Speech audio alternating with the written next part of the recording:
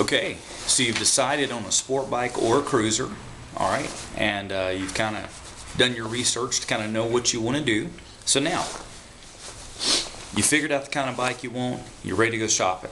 What do you look for on that bike? Okay, start with a sport bike. If you want a sport bike and you're looking at it, of course with every bike you're looking at, check the tires, see how much tread's on the tires. You can tell if they've been doing a lot of burnouts. Usually there's a little black tar balls that'll be stuck all up underneath the undertail that you never can seem to get off. Doesn't mean the bike's hosed, but you just know that somebody's been having a lot of fun with that sport bike. So, you're checking out the tires, checking the tread wear. You can check, there's a way to check the actual date manufactured on the tire. Have to Google that, I can't remember off the top of my head. But I just look at how does the tire look? Does it look beat to hell and back? So the tread, but also even though it has lots of tread, if it's been sitting a while, whatever, look for dry rot.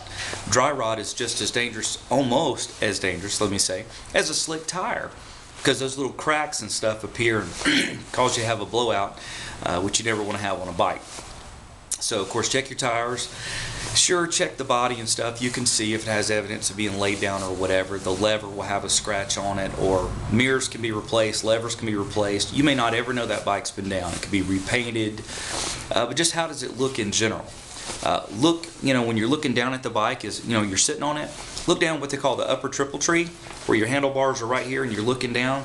Just see how clean everything looks in there. Does it look like the upper fairing's been replaced? Do you see anything with weird funky bolts or whatever? Not that those are bad, but you're looking at the condition of the bike. So, you're going to get better deals on bikes that look like, maybe the fairings have been replaced or whatever, or been repainted. Not a big deal.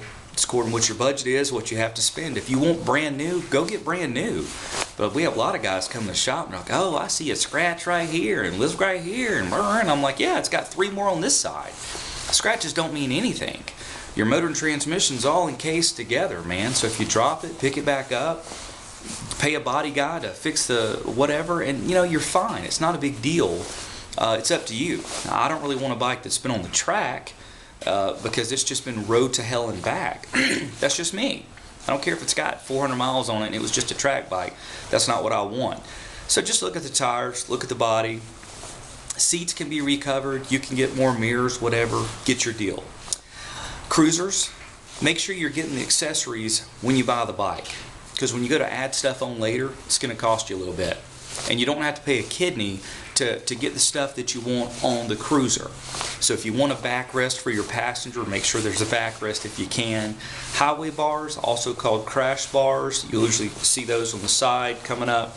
It's another place to put your legs, but also if you fall down on a bike, it'll protect you from getting pinned underneath, and it also helps protect the gas tank because it sticks out farther than the gas tank on the bike. And some of those gas tanks can be about $1,500 to replace if you fall down and go boom, whatever. So, does it have a light bar? Do you need a light bar? I like one. Does it have a windshield? Do you care? Highway bars, backrest. Does it have floorboards? Condition of the seat, whatever. But the amenities that'll cost you money. Light bars can be $200 to $400. Windshield $200 to $400. You could find them used, but you got to make sure you have the brackets, whatever. Backrest with a little luggage rack. Saddlebags. Saddlebags aren't a big deal as long as you have the brackets.